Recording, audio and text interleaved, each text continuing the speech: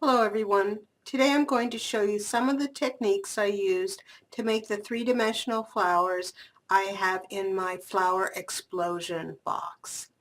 So there are lots of videos out there that explain how to make the flowers themselves, and so I'm going to focus mainly today on how to add the stems and the green part that's up at the top, the base of the flower, and a few leaves. So let's get started.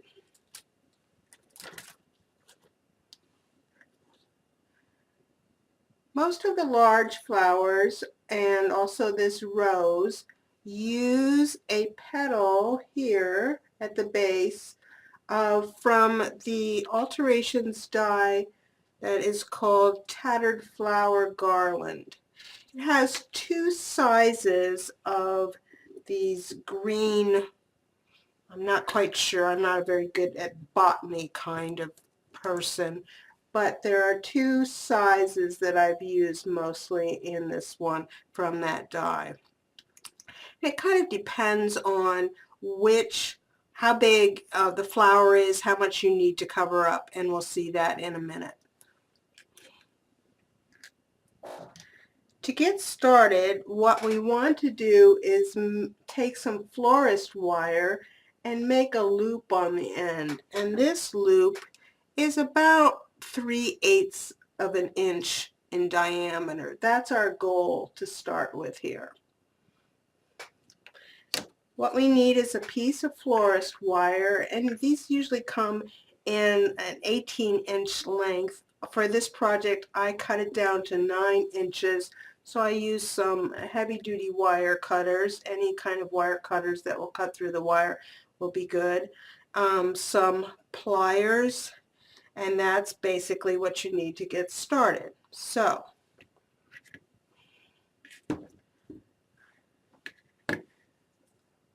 to start off with, I'm going to grasp the end so that I have about 1/8 of an inch of the wire in my pliers here, and I'm just going to bend it. I'm just twisting my wrist to bend it and get kind of a horseshoe shape. And now I'm going to re-grip onto the end of that plier. Remember, I want to make a circle that's about 3/8 of an inch wide, so I'm using my pliers to help form that circle. Sorry, keep getting out of the camera range here. And I loosen the grip on the pliers and come back as necessary to make that about a 3/8 inch circle. I can take my pliers in here and fix it up to get it about right. So that looks about right. So now I want to take my pliers, and I'm gripping it flatly, and what I want to do is bring this wire straight down, and then straight across underneath, and I'm going to show you what that looks from underneath here. See how it kind of comes in the underneath there, and then grip it about halfway down and pull the wire straight up. So now you've got the center of the wire is kind of near the center of that loop. It doesn't have to be perfect, but just somewhere in the center so it's not off. And that's your starting for your stem.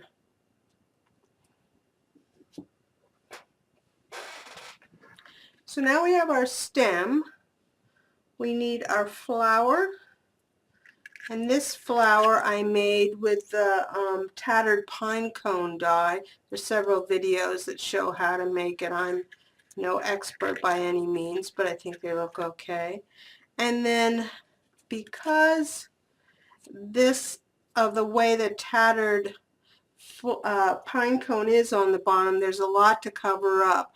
So I'm going to use this larger size of a flower from that tattered flower garland. I'm going to need some glossy accents, and I might need a pin if my glossy accents doesn't want to get going.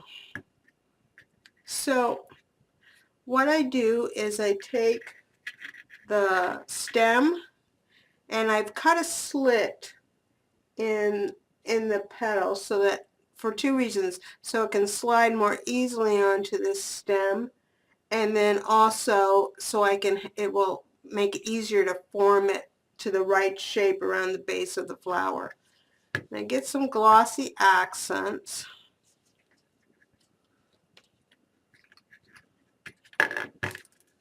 And I put some at the base where the big circle from the flower is, and then around on the petals a little bit, just acting as glue. And then some more right on the top of that wire circle that we made. And I bring that up tight so it's like tight against the wire, and I put the flower on top and turn it over. And now it's a matter of forming this, standing this wire straight up like it's supposed to, and forming this around. Try not to squash your flower too much, and checking to make sure anything that needs to get covered up in the construction of the flower is done. Now, you're going to have to hold on to this for a little while that glossy accent sets up. I just keep kind of forming around, moving my fingers around. I let it be organic because it is a flower after all. Just kind of hold it there a little bit, making sure I've got good contact with the wire. I can feel the wire being right next to the base of the flower. Just kind of moving it around, making sure everything is getting stuck down pretty well.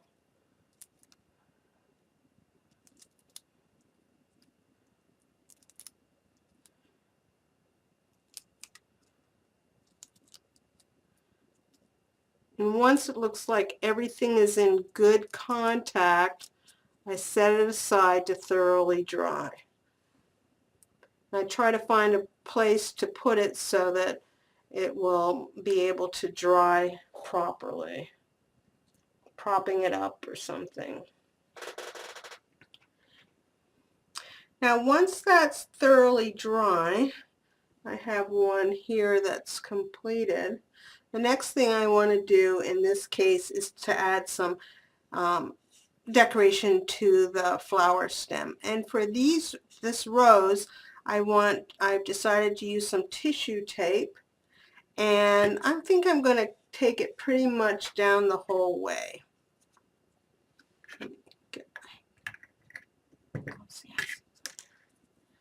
So I start right up at the top, and I want a pretty steep angle to this.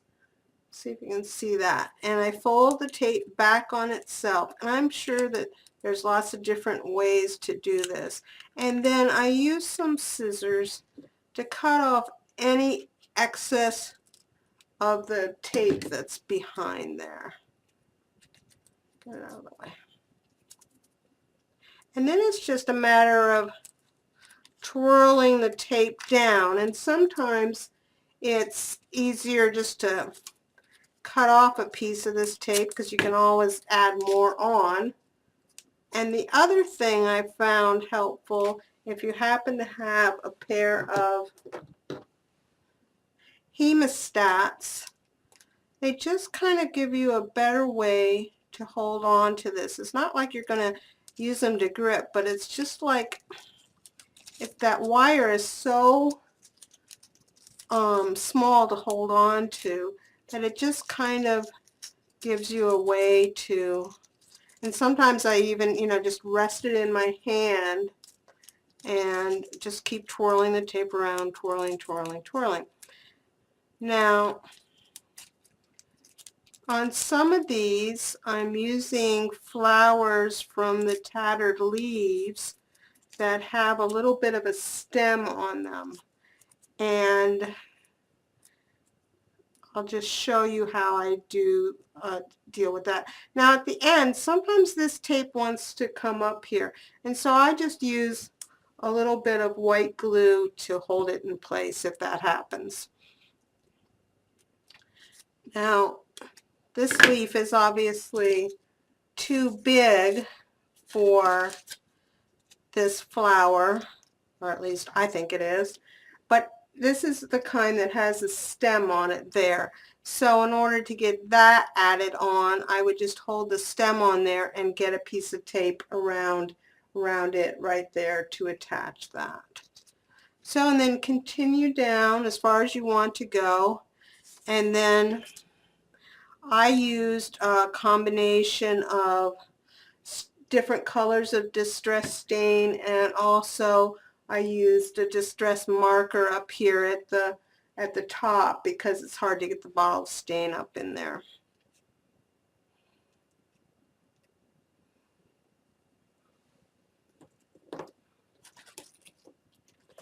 So that's basically how I created the three-dimensional roses, and then used a similar, I think on this one I used the small flower from the Tattered Florals die itself, and then this leaf is actually made from book cloth and not paper. I have a separate video on how to make book cloth. And this daisy flower, it still needs a center. It has kind of a small place here, so I just used a simple circle, punched a hole in the center with a 1/16 inch die, and attached the stem on that way.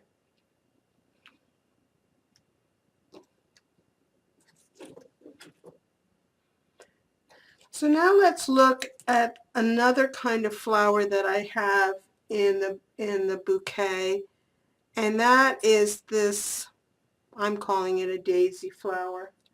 And there may be a little glare because I used some sticky foil tape to make the flower, but I want to show you the stem because it's a little bit different.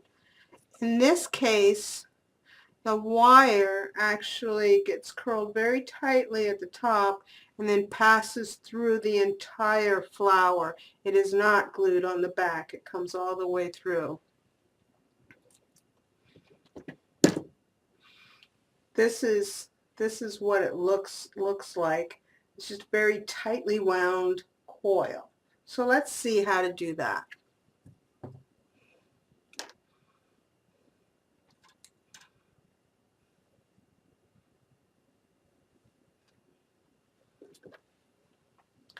This time, when I'm holding on to the wire with my pliers, I want it to be just at the tippity tip end. I'm not even seeing any wire poking through the other side.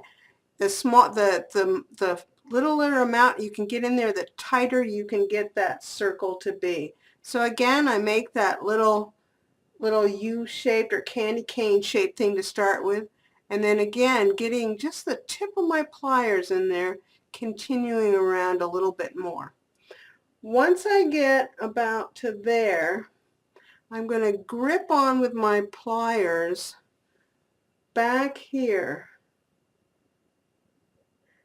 and then I'm just going to bring the wire around, just kind of working this in a flat motion, turning it a little bit. I don't worry, there's some threads coming loose on the wire here at the end. I don't worry about that because the paint's going to cover all that up. And I just keep turning it until I get a tightly round spiral that's about the size of what I want for the center. And I think I'm about there. Let me show you. And again, I want to get this wire underneath and in the center. So I'm going to grip about halfway here with my pliers, pull this straight down so it's at a right angle now. Oops, where am I?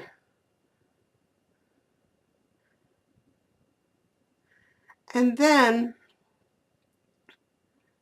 I need to pull it straight across, and I usually at this point flatten it down. So now what we have, it's perfectly flat. See that? And then come in about halfway across with the pliers again and pull down. And now, hopefully you can see that that stem is coming out sort of, at least it's not on the edge anymore. It's sort of in the center. Okay. And it's a little curved there, so just, straighten it out if you're concerned about it. Now, to make this flower, I made the center gold, and all I did was dip the end in some gold paint. And so that's what I have right here. It's the same exact thing, except now the end has been dipped into some gold paint to make it decorative.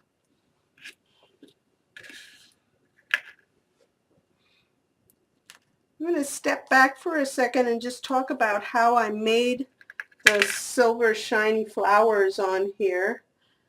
I used some, this may be shiny, some tape I got from the hardware store, and I put that just on a piece of cardstock, just layered it on just regular cardstock, and then ran it through, and it worked fine. This flower is the large, I don't think it's the largest ones, it's the second to the largest daisy on this tattered flower garland.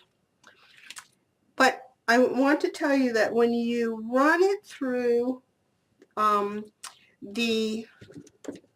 you'll have a piece that's shiny on one side and cardstock on the other. When you run it through your die cut, make sure that the shiny side is down, it's facing the die, and the paper is up. No, I said that backwards. No, yes, that's correct. That's correct. Shiny side down. And that will work out much better. So here I have two flowers that I cut out, and I just used, in the actual flower, I used some alcohol inks to color them. Actually, I colored both the paper side and the metal side, but I'm not going to spend time doing that. Everybody knows how to use alcohol inks. Because of the foil here, you can form the leaves using a toothpick or a skewer or something, just, pinching around there just to get some form to the leaves, but onto the stem.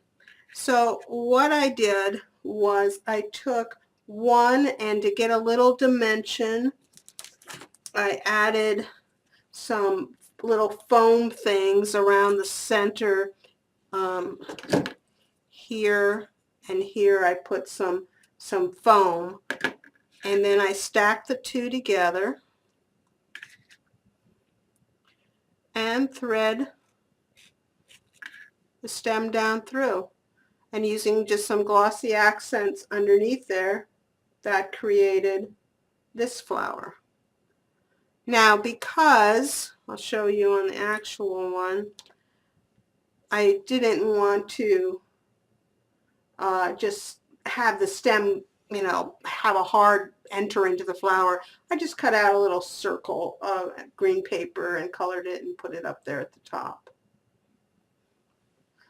Now on this one, you can see I have some leaves that are just moving up and down. The leaves that come with the tattered flower garland die have holes in them, and I'm going to use that to my advantage.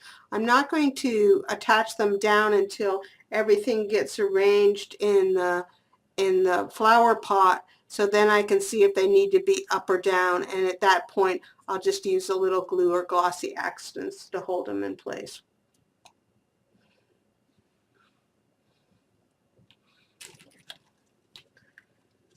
Well, I hope you've enjoyed seeing how I made these flowers today, and I hope you give it a try. It's really one easy step to add and have 3 dimensions to all your flowers.